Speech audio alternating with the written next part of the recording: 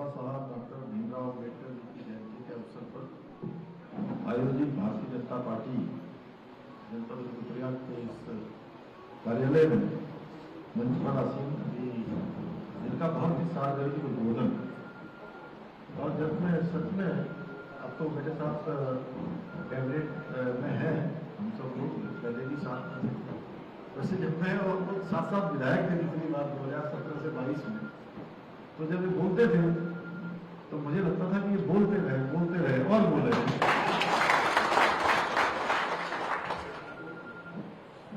आदरणीय भरत चौधरी जी, जिनका लंबा राजनीतिक सामाजिक जीवन रहा है, और सच में बड़ा, जब वो हाथ की रेखाओं की बात कर रहे थे तो मैं बड़ा भावुक हो रहा था कि हाथ की रेखाएं तो एक अलग बात है, लेकिन सही में रेखाएं कर्म से भी बनती है। तो आपने अपने कर्म से, अपने प्रसार से किया है। सभी लोगों के लिए आपका सामाजिक जीवन, राजनीतिक जीवन एक पाथे है। और भरत चौधरी जी हमारी बहन केदारनाथ विधानसभा की लोकप्रिय विधायक, और जिन्होंने बड़ा गागर में सागर भरा। आज ऊर्जा अलग है और लगातार इस क्षेत्र के लिए समर्पित विकास को श्रीमती आशा नौटियाल जी, जिला पंचायत के अध्यक्ष श्रीमती पूनम पटेल जी, अनुसूचित मोर्चा भारतीय जनता पार्टी के जिला अध्यक्ष श्री हर्षलाल जी, हमारे साथ उत्तराखंड सरकार में मेरे पुराने मित्र श्री चंडी प्रसाद भट्ट जी, ऐश्वर्या रावत जी, मदरी केदार समिति के उपाध्यक्ष विजय कप्रमाण जी, ऋषि कंडवाल जी, जिला प्रभारी श्री रघुवीर सिंह मिश्र जी, भारतीय जनता पार्टी के सम्मानित जिलाध्यक्ष श्री भारत भूषण भट्ट जी, संचालन करने वाले श्री विनोद देवसाली जी, लोकेश जी, महामंत्री जोया सोनोटी जी, राय सिंह राणा जी, अमित मैखंडी जी, युवा मोर्चा के जो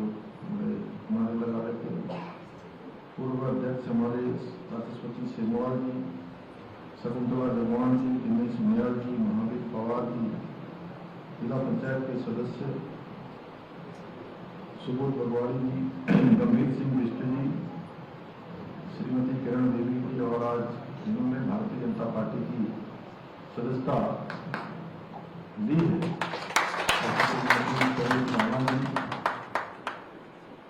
जिला अध्यक्ष महिला मोर्चा बहन सुमन मंडलूकी जी, आज बड़ा अच्छा हस्ताक्षर अभियान भी इन्होंने चलाया है। मोहम्मद जी शाह जी, हमारे नोटियाल जी, सुमन तिवारी जी, शुक्ला जी, और सभी यहाँ पर मैं सबका नाम लूंगा तो बहुत लंबा हो जाएगा। समस्त हमारे आशीष कंडारी जी, युवा मोर्चा के भाई जिला अध्यक्ष कहाँ हैं? बाहर है?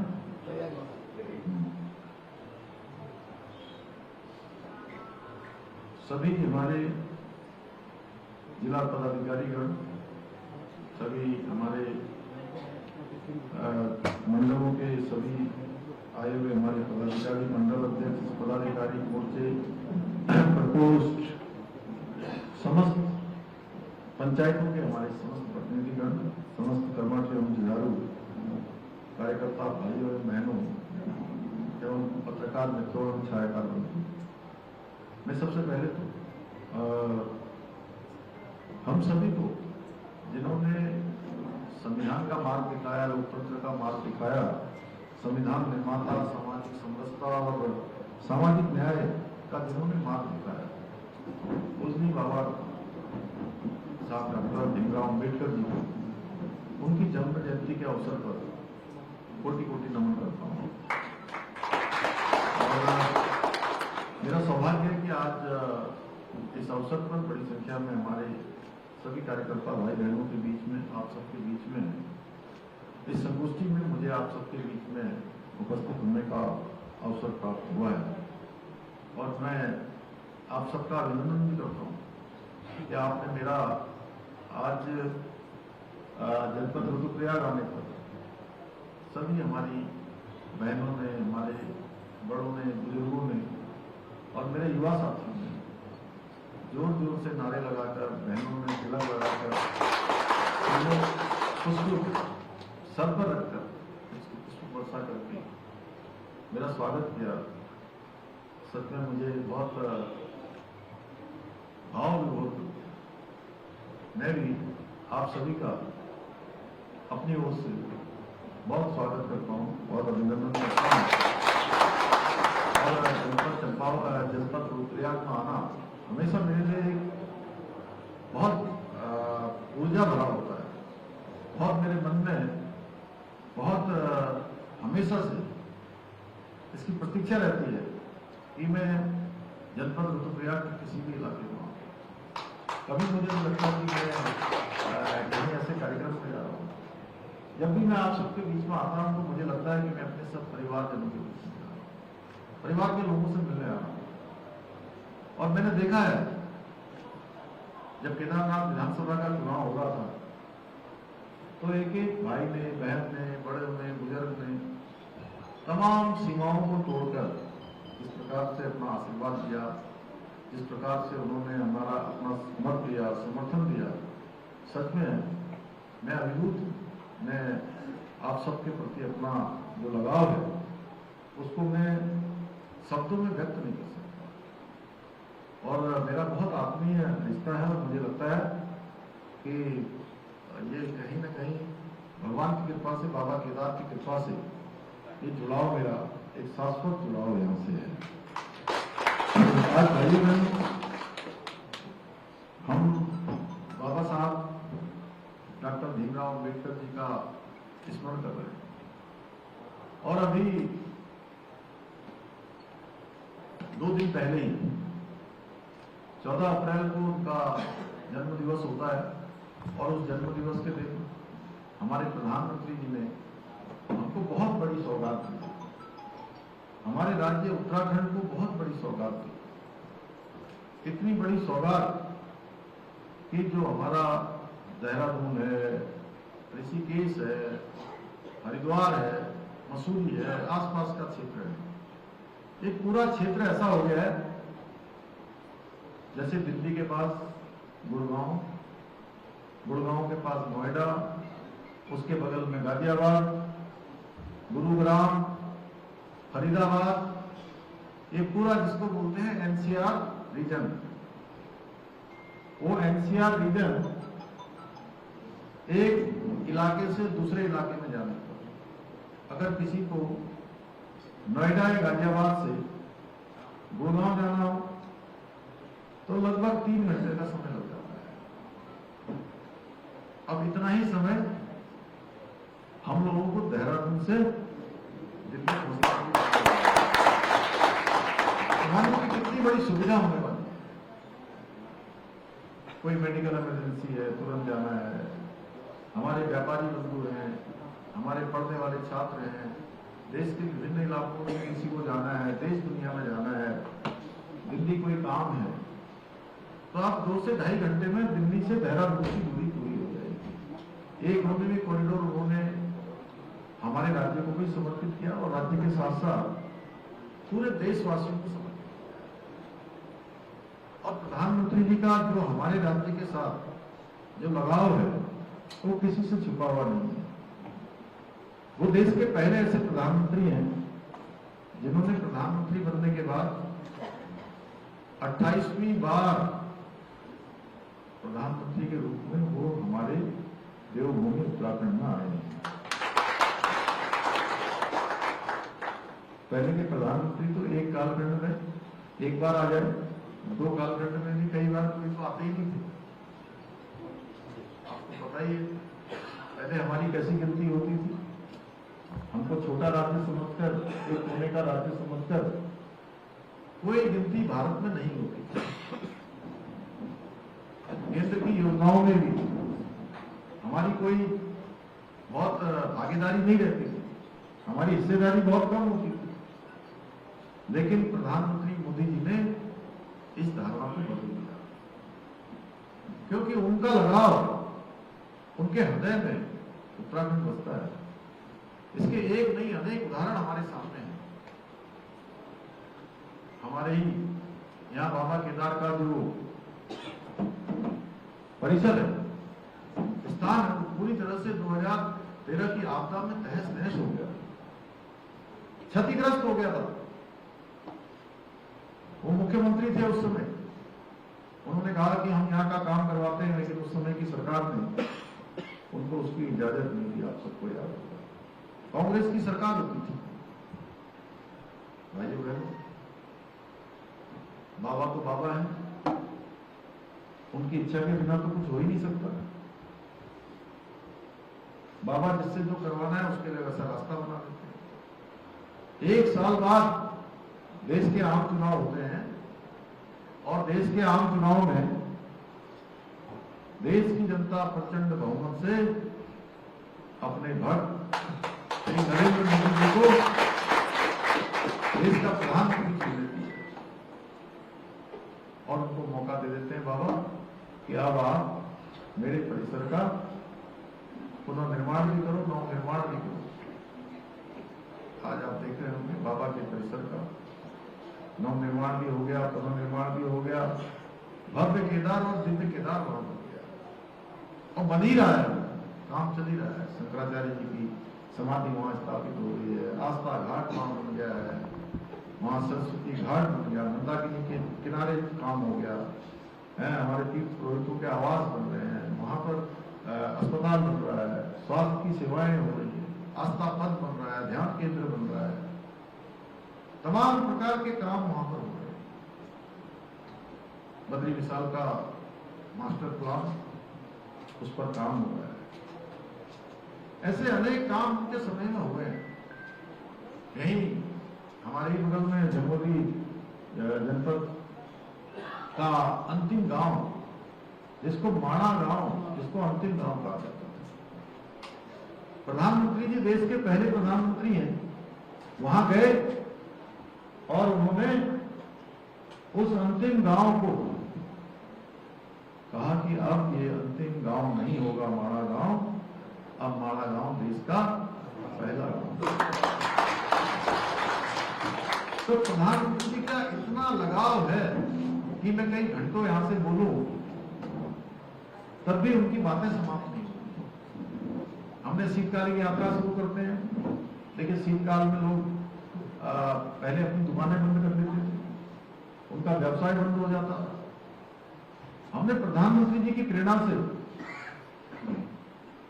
शीतकालीन यात्रा शुरू करी, जिससे कि हमारे व्यापारियों का, कारोबार करने वालों का ये काम केवल 6 महीने का ना हो, ये काम अनवरत रूप से पूरे साल भर चलना चाहिए।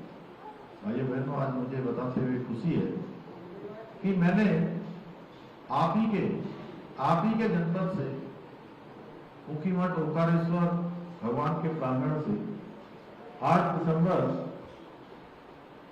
2024 को, वही डेट है ना?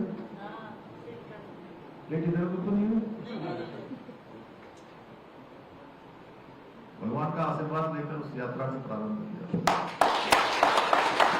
पहले साल 80,000 लोग आए और दूसरा साल अभी चल ही रहा है 25-26 का। जब तक कपाट नहीं खुलते हैं तब तक शीतकालीन माना जाता है। तो लगभग 2 लाख अभी तक रजिस्ट्रेशन के हिसाब से गिनती में शीतकाल में भी लोगों ने हमारे यहाँ दर्शन किए हैं। अपने आप में रिकॉर्ड है। इस साल 2 लाख है, अगले साल फिर लाख, इसमें और संख्या बढ़ जाएगी, संख्या बढ़ती जाएगी। और प्रधानमंत्री जी ने इसको भी पूरे देश और दुनिया में ब्रांड एम्बेसडर बनकर उन्होंने इसको भी जो है प्रचारित और प्रसारित किया है। और हमेशा पूछते हैं, अभी देहरादून आए तो पूछ रहे थे कि विंटर टूरिज्म का क्या होगा, शीतकाल यात्रा कैसी चल रही है। हर छोटी छोटी चीज हमारी दुनिया के किसी देश में जाते हैं तो हमारे उत्तराखंड की ब्रह्मकमल की टोपी जैसे भरत भाई साहब ने पहन रखी, चौधरी जी ने ऐसी टोपी पहन लेते हैं। 26 जनवरी के दिन पहन लेते जैसे आपने पहनी। तो उत्तराखंड की हर चीज वो अपने स्मरण में रखते हैं। आदि कैलाश सीमांत क्षेत्र, बिल्कुल तिब्बत बॉर्डर, 17,000 फुट की ऊंचाई पर वहां जाने वाले वो देश के पहले प्रधानमंत्री। कितने काम उनके द्वारा किए गए, एक के बाद एक, एक के बाद एक, एक के बाद एक। हमारे यहाँ आपदा आती है, सेनागाड़ में भी आपदा आई थी, तमाम जगह पर हमारे यहाँ रुद्रप्रयाग में बड़ी आपदा आई, उत्तरकाशी में आई, चमोली में आई, पौड़ी जनपद में आई, बागेश्वर में आपदा आई, देहरादून में आपदा आई। जहां भी आपदा आई थी उसके बीच में भी हम सबका मनोबल बढ़ाने के लिए, हम सबको सहायता देने के लिए, हमारा प्रोत्साहन करने के लिए हमारे बीच में पहुंचते हैं। राज्य का स्थापना दिवस होता है तब हमारे बीच में पहुंचते हैं। अब उन्होंने हमको ये इकोनॉमिक कॉरिडोर भेंट किया है, जल्दी जो है अन्य योजनाएं भी अभी और देने वाले। सड़कों का 4 धाम और बेहतर रोडें हो गई, अभी इसी के कर्णप्रयाग रेल लाइन पहुंच रही है आने वाले समय। जितना कहें, जितना पहले पूरे देश का, एक बड़ी महत्वपूर्ण बात है, जितना पहले पूरे देश का इंफ्रास्ट्रक्चर का बजट होता था, इंफ्रास्ट्रक्चर माने कि अवसंरचना का, निर्माण कार्यों का, परियोजनाओं का 2 लाख करोड़ 2014 से पहले उतना बजट, उससे ज्यादा बजट आज केवल हमारे उत्तराखंड में तो भारत सरकार से 2.25 करोड़ की। तो ये सब हमारे प्रधानमंत्री जी का है। तो मैं प्रधानमंत्री का धन्यवाद करता हूं कि उन्होंने शुभ दिन, जिस दिन बैसाखी का दिन भी था, बाबा साहब की जयंती भी थी, बाबा साहब अम्बेडकर जी की जयंती के शुभ दिवस पर, जब बंगाल में चुनाव चल रहा है, दूसरे राज्यों में चुनाव चल रहा है, ऐसे समय में उन्होंने आकर हमको एक सौगात दी और हमको केवल दिल्ली से ही नहीं जोड़ा, हमको पूरी दुनिया से जोड़ दिया। और मेरे को कई सारे मित्र मिले मुझे जो कह रहे थे कि जर्मनी में भी इस बात की चर्चा है, दुबई में भी इस बात की चर्चा है, देश के हर दुनिया में हमारे इस इकोनॉमिक कॉरिडोर की चर्चा होती है। तो मैं प्रधानमंत्री जी का धन्यवाद करता हूँ। भाइयों बहनों, आज प्रधानमंत्री जी हमारे बाबा साहब की प्रेरणा से अनेक कामों को आगे बढ़ा रहे हैं। बाबा साहब युग दृष्टा थे, उन्होंने जिस प्रकार से विपरीत परिस्थितियों में जन्म लेने के बावजूद उन्होंने संघर्ष किया, उन्होंने अपने ज्ञान से, संकल्प से न केवल अपना जीवन बदला, बल्कि करोड़ों करोड़ों शोषितों, वंचितों और पीड़ितों के जीवन में न्याय का प्रकाश लाने का काम किया, उनके सम्मान को आगे बढ़ाया, समाज के सभी वर्गों को आगे लाने का प्रयास किया और उनको मुख्य धारा से जोड़ने का काम किया। उनका संघर्ष सच में हमारे लिए बहुत प्रेरणा का स्रोत है। भारतीय संविधान के निर्माण में भी उनका जो योगदान है, उसके लिए प्रत्येक देशवासी उनका हमेशा कृतज्ञ रहेगा।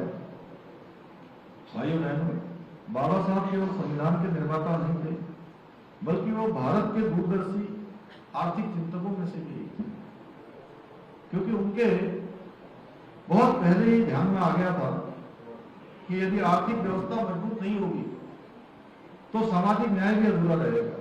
उन्होंने मुद्रा, वित्त, आर्थिक संरचना पर गहरा अध्ययन किया और अपने शोध पत्र the problem of the rupee, its origin and solution के माध्यम से भारत की आर्थिक आत्मनिर्भरता की नींव रखने का भी उन्होंने काम किया।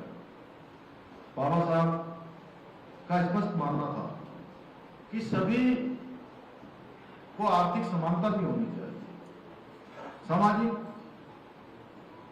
न्याय होना चाहिए, यह उनके जीवन का ध्येय था और उन्होंने सभी कमजोर वर्गों के लिए काम किया। भाई बहन, यही कारण है कि उन्होंने आज श्रमिकों के अधिकार हो, मातृत्व लाभ हो, कार्य के निर्धारित घंटे हो, जल ऊर्जा प्रबंधन जैसे क्षेत्र हो, इन सभी क्षेत्रों में ऐतिहासिक कार्य किया है। उन्होंने रोजगार कार्यालयों की अवधारणा दी, जल संसाधनों के बेहतर प्रबंधन के लिए संस्थागत ढांचा विकसित करने की राह दिखाई। आज भारतीय रिजर्व बैंक, वित्त आयोग देश की आर्थिक नीतियों में कहीं न कहीं बाबा साहब की जो दूरदर्शिता है, जो उनके कामों में है, कार्य व्यवहार है, उसमें स्पष्ट उसकी झलक दिखाई देती है। और उन्होंने ऐसे भारत की कल्पना की जिसमें सभी वर्गों को समान अवसर मिले, समान अधिकार मिले, सबको गरिमा का जीवन प्राप्त हो। हमारी सरकार ने भी आदरणीय प्रधानमंत्री जी के मार्गदर्शन में राज्य में आपको पता है कि पूरे देश में उत्तराखंड देश की आजादी के बाद पहला राज्य है जिसने बाबा साहब के बनाए हुए संविधान को अगर धरातल पर उतारने का काम किया है तो देवभूमि उत्तराखंड है। भारत के संविधान के अनुच्छेद 44 में सभी राज्यों के लिए प्रावधान किया गया है कि समान नागरिक संहिता लागू कर सकते हैं। भाइयों बहनों, हमने संविधान के अनुच्छेद के 44 के अनुरूप उत्तराखंड देवभूमि में चाहे कोई किसी पंथ का हो, जाति का हो, किसी वर्ग का हो, सभी के लिए एक समान कानून, समान नागरिक संहिता लागू कर दिया और हमने लागू किया। जैसे मां गंगा यहां से निकलती है, मैं बार बार कहता हूं, निकलकर पूरे देश को गंगा सागर तक जल और जीवन देती है। कहीं सिंचाई के काम आती है, कहीं पीने के काम आती है, कहीं आचमन के काम आती है, हर दृष्टि से। वैसे ही ये समान नागरिक संहिता की गंगोत्री भी सबसे पहले हमारे देवभूमि उत्तराखंड से निकली है और अब अन्य राज्य भी उस दिशा में आगे बढ़ रहे हैं। सारे ही राज्य आगे बढ़ रहे हैं भाई बहन। इसलिए एक समान कानून होना चाहिए, ये हमने तय किया और आज ये कानून हमारा लागू हो गया। भाइयों बहनों, इसके माध्यम से तमाम प्रकार के जो विचार है बाबा साहब के, भेदभाव समाप्त करने का भी प्रयास किया गया है। यूसीसी के माध्यम से जो मुस्लिम बहन बेटियां हैं उनके यहाँ बड़ी कुरीतियां, हलाला, इद्दत, बहुविवाह, बाल विवाह, 3 तलाक जैसी कुरीतियां, इन सबसे समान नागरिक संहिता के लागू होने के बाद इन सबसे मुक्ति मिली है। इसके साथ ही महिला अधिकार, उत्तराधिकार, संपत्ति के अधिकार में भेदभाव का सामना अब हमारी महिलाओं को नहीं करना पड़ेगा। भाइयों बहनों, आदरणीय प्रधानमंत्री जी का मूल मंत्र है सबका साथ, सबका विकास, सबका विश्वास, सबका प्रयास। और इसके साथ राष्ट्र के नवनिर्माण में जुटे हैं प्रधानमंत्री जी। आज भारत दुनिया की चौथी सबसे बड़ी अर्थव्यवस्था बन गया है। आने वाले कुछ ही समय के बाद भारत दुनिया की तीसरी सबसे बड़ी आर्थिक शक्ति बनने वाला है और ही दुनिया की बड़ी आर्थिक शक्ति होगी, इसमें से एक भारत होगा। अमेरिका, चीन और भारत, 3 शक्तियां होंगी आर्थिक दृष्टि से। भाइयों बहनों, आज भारत आत्मनिर्भर हो रहा है। मेक इन इंडिया, आत्मनिर्भर भारत, इस क्षेत्र में जो सशक्तिकरण की नीतियां लागू हुई हैं उन सभी में बाबा साहब का न्याय और अवसर आधारित विकास की जो स्पष्ट जो झलक है, उनके विचार है, दिखाई देते हैं। लेकिन मैं ये कहना चाहता हूं कि बड़े दुर्भाग्य की बात है कि देश की आजादी के बाद 60 वर्षों तक इस देश के अंदर एक ही पार्टी का शासन रहा है और एक पार्टी में से भी एक परिवार का शासन 55 वर्षों तक इस देश के अंदर रहा है।